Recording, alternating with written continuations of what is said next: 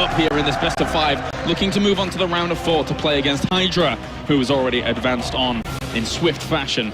As we have spawning down to the bottom left-hand corner, it is our blue Zerg. Representing My Insanity, it is Kane,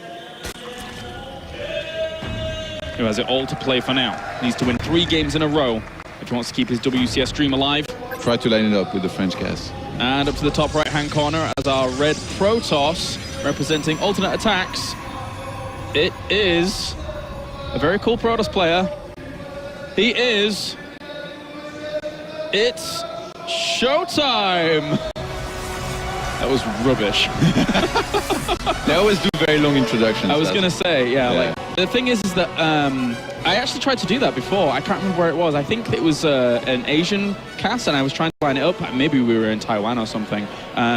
And it was very, very easy then because they were keeping it short, and you could hear the build-up, but I can't hear the French much at all. So, sorry, bro. Sorry. It's okay. I will think no less of you. It's okay. For this, but for some other things. So. Yeah, I was going to say other actions that have come to pass. ShoWTime's changing it up here, by the way. Rather than going for the standard, gateway and Nexus, he's going to be in Nexus first here in this game. He's scouting for a little bit of proxies here. Sometimes players get desperate, especially after being down 0-2. Kane is definitely also one of those Zergs that can throw in, some funky builds here and there. So you're gonna want to be careful here for ShoWTime. He's just gonna go for Nexus, go for Scouts, and behind is the standard gateway in the main. Oh wow, Kane. Really, really playing very, very greedy here, potentially. Oh, think about the gold base. No, just going for that triple expand, or double expand even, I should say, off the back of anticipating his opponent going for a Nexus first or something a little bit less aggressive. Very cool start here from Kane. It's going to put him in a great economical spot to propel himself forward in this game number 3, which he needs. He needs it. I feel like it's very hard for Kane to solve the ShoWTime problem right now, because ShoWTime, he's been hitting, very, very insane timings. Here and there, he's always making a lot of sentries, and he's using these perfect force fields that make it so difficult for Zerg to deal, with sentries, stalkers, and all that. So right now, he has to be thinking about how to exactly play against this. It's just so difficult.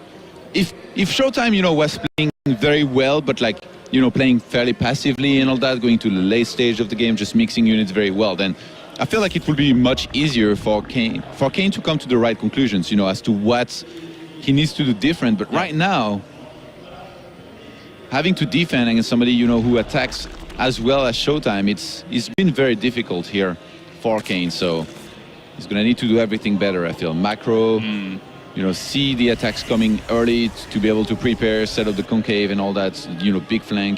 Yeah. Well, when you have a curveball thrown at you like you did in Game 2, where ShoWTime just generally isn't going for something like that, it will throw you off. But Kane has to keep his composure somehow, some way, solve the ShoWTime conundrum, which does sound like a game show now that I think about it. And from that point on, he just needs to get back to that rhythm that he was in the past couple of days. One of the greatest things that I've come to like here about ShoWTime's play is that every single time his Cybercore is up, he gets a Stalker immediately, and that's denied so much scouting. Even chasing away the Overlords like this. Kane has been playing without information for the most part.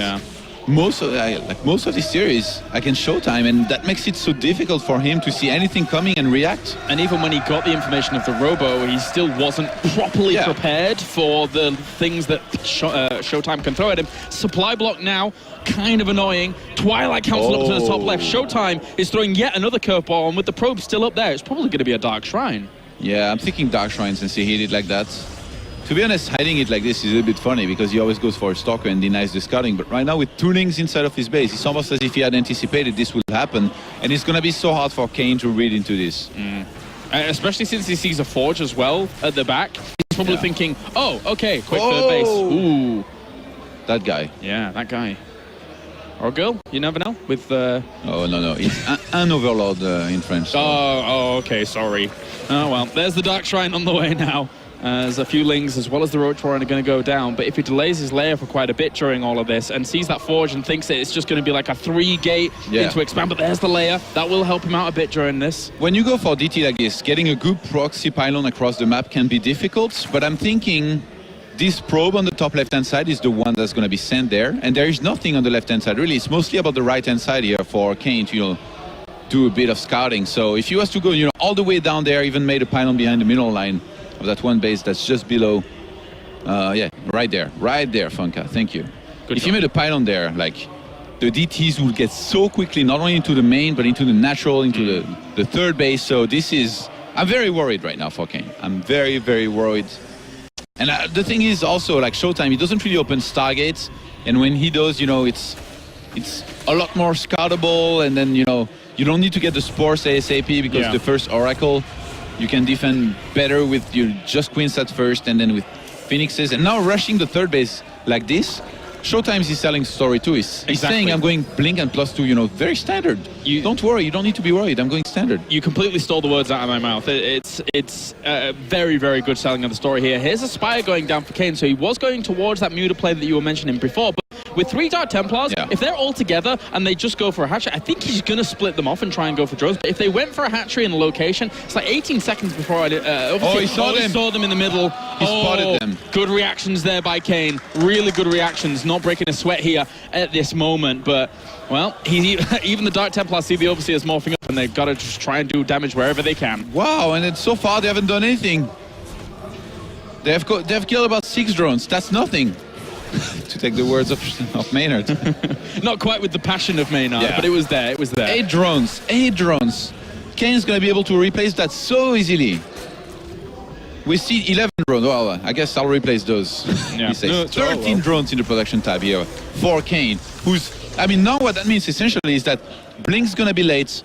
A lot of the production facilities of ShoWTime are going to be late. Usually you get a robo behind it, which is going to be completely useless against Mutas. So Kane's very happy with the way this has gone here. He's going to get a lot of links, a lot of roaches to make sure he's not only safe on the ground, but he can later hit.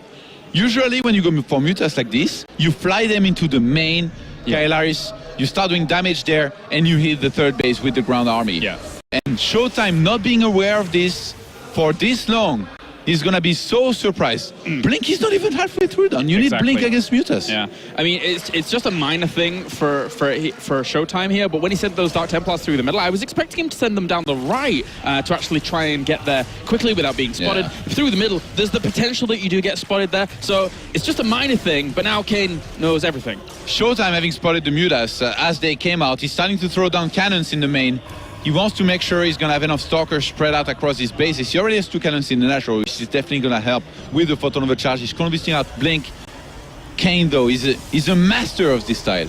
Yeah, he is. These Mutas going to fly into the mineral line. That cannon is nowhere near completion. He can easily just sit here, kill the cannon, and cause a lot of disruption here to the mining time of ShoWTime. He's down 50 supply. This is a perfect opportunity for Kane to get himself back in this series, even just working on the pylons for a second there. Yeah, this is something that could do a lot of damage, by the way. Right now, a War Prism's moving across the map to try and warp in, Zealots, DTs, send them into the main mineral line, and there is no static defense there, no Overseer nearby. This could do a lot. I think it's been spotted. It's in vision to be spotted here. And Kane, he was hesitating for a second. He needs to come back faster. Yeah, decides to turn around with the Force in the middle. That does have an Overseer with it. And the Dark Templar as well as the Zealot will be cleaned up pretty quickly. And also the Warp Prism because there's so many Mutalisks on the map. So good defense there by Kane. There is a few different ways to counter this. You can stay on the ground here for ShoWTime and, just mass on Blink Stalkers. Sometimes even add a bunch of Colossus, to deal with the amount of links that you could face on the ground. Max out, get a lot of cannons, move out and fight. Or you can go for Phoenixes. Right now, ShoWTime already having 13 Stalkers, even though it's 20 Mutas. He can warp in a few more of the Stalkers, be safe against the Mutas, and then tech into Phoenixes. Whoa! But Kane's going to try to make something happen. That was ambitious. The sentries. Yeah, it's he could have tried to catch actually those. There was the photon overcharge doing a little bit of damage at the natural and even the main. He had 2 photon overcharges actually on the next side, which you don't really see too often. There is a fine line between rushing things here for Kane, which he shouldn't do, and having to deal some damage. Because if he stays idle, if he doesn't make anything happen, then he's letting ShoWTime max out, he's letting ShoWTime go into Phoenixes with range, and then it's just so difficult. So he's actually Oh my god, that cloud of Muta is massive. Yeah, he's got 27 mutas at the moment. Against 13 Stalkers only. What are you doing, ShoWTime? You need more and more Stalkers before transitioning into Phoenixes. He could just kill him. He could just kill him outright. I mean, that is a lot of firepower here behind the Mutalisks. He does see that the fleet beacon is being added on. Yeah. So he's trying to do what damage he can to these Stalker numbers. He should just fight it straight up. These Stalkers really don't have the firepower available to them to actually push this back here from Kane, who is swinging around with the rest of his army in towards the main base. Still 20 Stalkers, so still 20 Mutalisks against 3 Stalkers, 2 Phoenix. Yeah. ShoWTime is so up against it the at the moment. sentries were in the third base, and Zerglings are going to enter through the natural. Now they're going to head into main to help against the Stalkers even. The Swarm's going to overwhelm. The Swarm is continuing on top of all of the Phoenix that are about to pop out. He's trying to micro them back, and at the same time, he is actually cleaning up some of the force at the front, but it's not much use. He's lost tons of probes, he's lost tons of his army, and it's 100 supply advantage here for Kane. Yeah, I mean, not much you can do here as ShoWTime, but try to survive, try to squeeze out more and more Phoenixes to hold against the Mutas, but Kane at this point, he has a 5th base up. Nexus goes down. He's got even less economy than he did before. The Zerglings in the 3rd base as well, as Kane chases down those Phoenix without the range upgrade, making it all the harder here for ShoWTime to recover. He made the gamble at the very beginning of the game. It didn't pay off. GG. Kane is able to take game number 3 and make this a bit more of a meal than our first series of the day. A bit more of a meal. After he ate some rabbit yesterday, he's in a bit of trouble here against ShoWTime, but finally brings it back with, guess what? What did I tell you? What's the best way to deal with a Protoss player like ShoWTime? Roachling into Mutas, man. It's that simple. When you're good at it, why try to play anything else, really? I really expected you then to say what is the best way to deal with a Protoss, not just a Protoss like ShoWTime, but it's like Haz, you know. Haz, he's good at cheesing. What does he do? He doesn't try to macro. Well, Kane is very good at roachling into Mutas.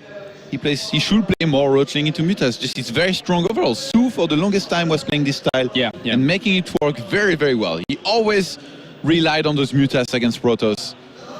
And made him look strong. Even the straight-up engagements that you can take with Ling Roach and then Muta as a fighting unit when you know your opponent is having a bit of a hard time there is very, very powerful. He had such a strong army there, very, very strong lead. Yeah. Of course, as we said before, ShoWTime tried to go for some damage at the beginning with those Dark Templars that didn't really pay off, didn't hit the mark.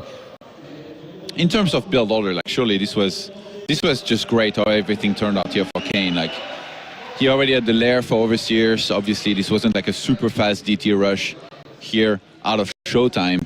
And behind this, since he has slowed down his blink so much and he invested so much into the DTs, I think it was like 3 DTs that he whopped in. That's a lot of gas. In particular, he had so few Stalkers. Like I was actually really sad. Like you never see 13 Stalkers to 20 Mutas unless something really bad happened, and something really bad did happen this game, which put ShoWTime behind. Well, now, very, very soon we will be getting into game number 4, and it's going to be on Deadwing, a map that can be absolutely huge if you get some cross spawns going on during this. And Kane has the potential to come back 2-2. For both of these players, who have risen so high in the WCS system so far, WCS points now become a big, big issue and a big, big statement of importance. They could gain huge amounts of points here to propel themselves forwards, and if they do well in successive seasons later on, who knows what they can accomplish. But let's get into it. Getting 2,000 points early on in the year, considering, you know, the rank 16 at 3,000 plus last year, that will be a very good start, you know. All right, well, let's start as we have game number 4 here in this series, as we have spawning up to the top left, down to the bottom left corner even, I should say, as our blue Zerg. Representing my insanity, it is Kane.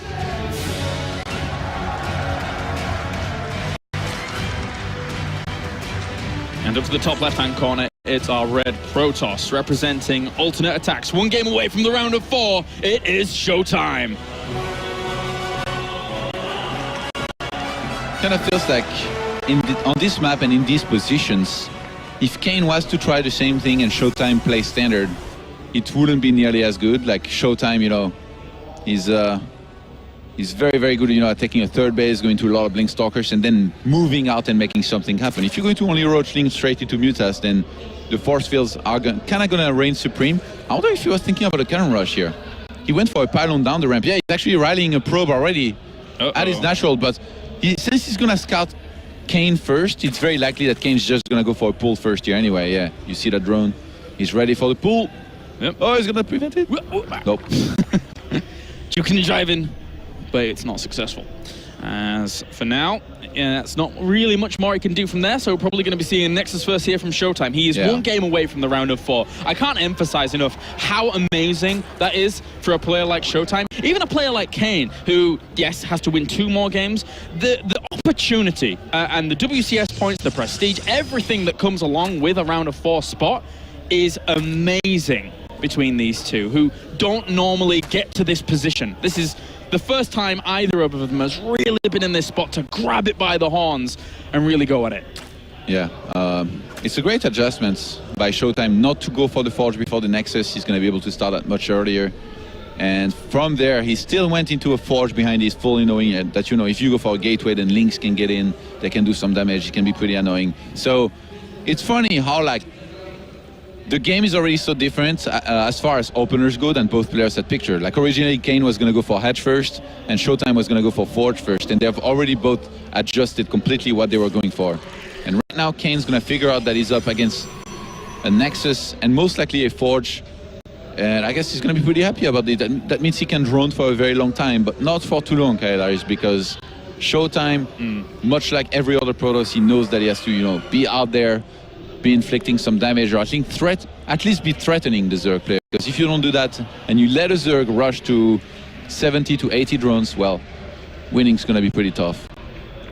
For now, Kane is just sitting back on this double hatchery that he has added on to his main base, and we'll be transferring a few drones down there to get his economy in nice shape. But ShoWTime, on the other hand, I'm expecting a big macro, or at least a more macro focus out of him here on Deadwing. If he can do that, we've seen time and time again that his continuation into the later stages of the game has been very, very powerful. But these are really good spots for Swarm host play here, Todd. Yeah, the thing is, with the way the first game went, even if Kane was to go for it, I don't know. I'm not a big fan. You don't think it will work at all? He would have to play a lot better than the first game, and I mean, even though he played well in the previous game, it's really, you know, that build order that propelled him very well into the game. So I don't know if Kane's ready yet. He hasn't reached, you know, the snoot status or the 5K one where when he goes for Swarm host, he's very, very threatening. ShoWTime has, he's even shown us, you know, that he can deal very well with the Swarm host style. He's got quite a bit of practice against it on the European ladder, so. Well, we're going to see Stargate again from ShoWTime, and it may just be straight to Phoenix again here, as it did serve him well. There's 2 Overlords outlying on the edges of his base that can be killed off first by those Phoenix. You know, that game on Vanny, actually, like, when your opponent opens with 7 Phoenixes, it's actually so hard to go into a Spire. So that might have been why also Kane chose to go, you know, for Swarm host rather than even try going for a Spire. Very few Zergs would dare doing that, aka only blind Nurture, and every single time. And they go for Corruptors and then Mutas, but it's very hard to pull off. All right, well, let's see how Kane's going to fare against this time. He was able to replenish his drones very, very quickly, keep that economy high and strong. And if he's able to do so again, it could be good, but it's going to be an Oracle. And the Overlord moves in straight away and sees the Oracles in production. So really good scout there by Kane. Yeah, especially seeing that it's an Oracle, you know, it's a pretty big deal in knowing, you know, how to time these spores that he's going to be getting. The walker count is something we should pay close attention to. Like, ShoWTime's doing a good job, you know, of getting probes out, but this is really the time when Kane is going to start getting a lot of drones out at the same time. And he's already gone for the spores, so for now it's only going to be drones for quite a bit here. Only 2 gases so far. The Oracle's on the way. 3 spores about to finish up, as you just mentioned, with that Roach Warren almost complete as well. This Oracle, I'm not sure whether ShoWTime can get a huge amount done with it. There isn't too much connection of creep between these bases, so the Queens can't reinforce too easily, but at least the Spore with 1 Queen is enough. The German Air Force, man. Flying in there, getting just 2 drones, making sure he gets out of here, you know, without losing too many hit points.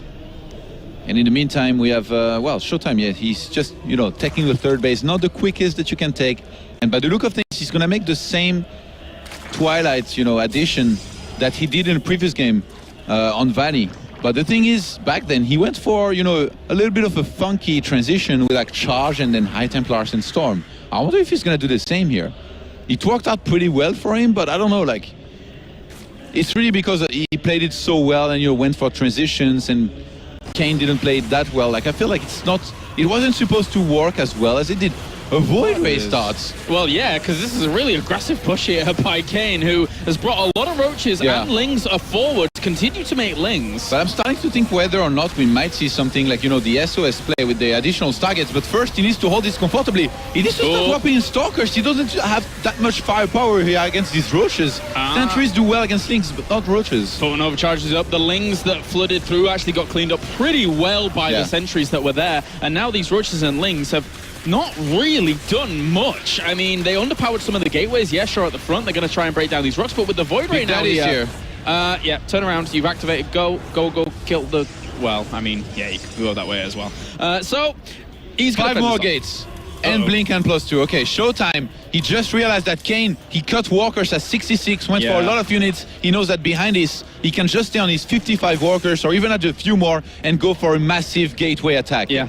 It's like when he sent in the Oracle and was flying around and saw all those roaches eventually coming along, he knows that there's so much gas investment that there isn't too much for Kane to be able to follow that up with at the moment. There's more roaches on the way, but +2 a Blink is going to be able to shred up just letting that roach alone.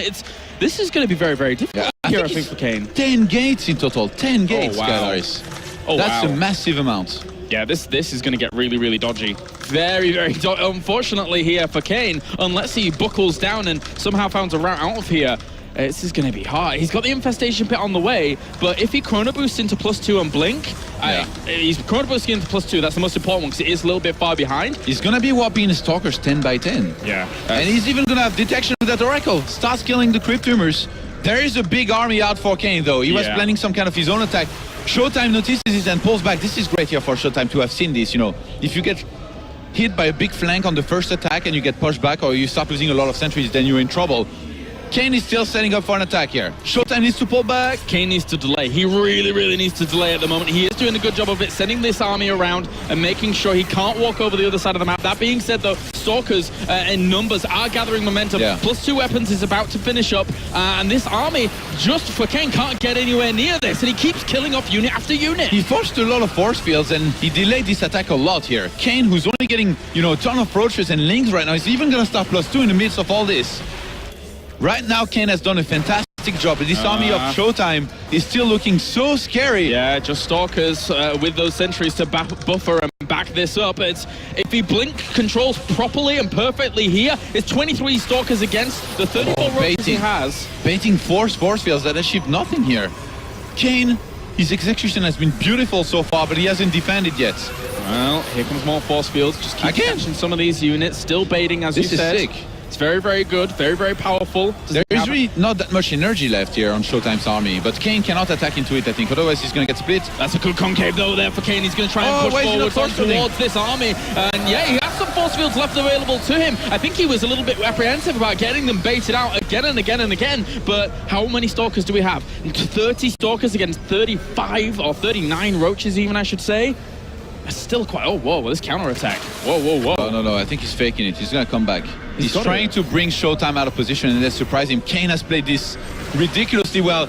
And I think he's finally going to go for the fight here from behind. He's going for the counter. Oh, no, he's going for the counter with the roaches. Kane is really putting a base trade in the hands, but a Void Ray will be able to defend for ages. There's nothing to be able to deal with that. He's throwing down cannons. This push on forward. There's no recall. There's no recall at the moment. 79 energy on that mothership core. It's not going to be able to recall anytime soon. ShoWTime might go for the full-on base trade, whopping his sentries and trying to get cannons back at home here. But if he's got a Void Ray, as his like he's making another Void Ray as well. How are you supposed to clean those up whilst the Stalkers at the back at home? You're not. This is going to ensue in madness. ShoWTime has such a strong army at the front, and he will eventually be able to... He'll lose a lot, of course, back at home, but he will clean it up eventually. Yeah, I think this is a mistake here for Kane. To be going for this. The Void Rays are just going to wreck him. He doesn't really have any anti-air other than for the Queens that he has back at home. I don't think that he can even eliminate ShoWTime before he's even going to get eliminated himself. He might have just moved here in this game. Yeah, this is looking bad here for Kane as ShoWTime's entire army is ripping apart the economy that we're seeing here from Kane. He does have a little bit more of income, but these Void Rays are the MVPs at the moment of this game. Kane is trying to fight tooth and nail, but I think he knows it's done as well. The Void Rays are going to kill off the rest of his force back there. Army supply 73 against 45. ShoWTime blinks on forwards into the main. The drones get pulled off the line, try and go for a final defense here. A last hurrah for Kane, but that is pretty much going to do it for his WCS run. He has very little left. GG! ShoWTime moves on to the round of 4, making it for a German representative there. And what a performance, what a result for a guy that hasn't had that international splash until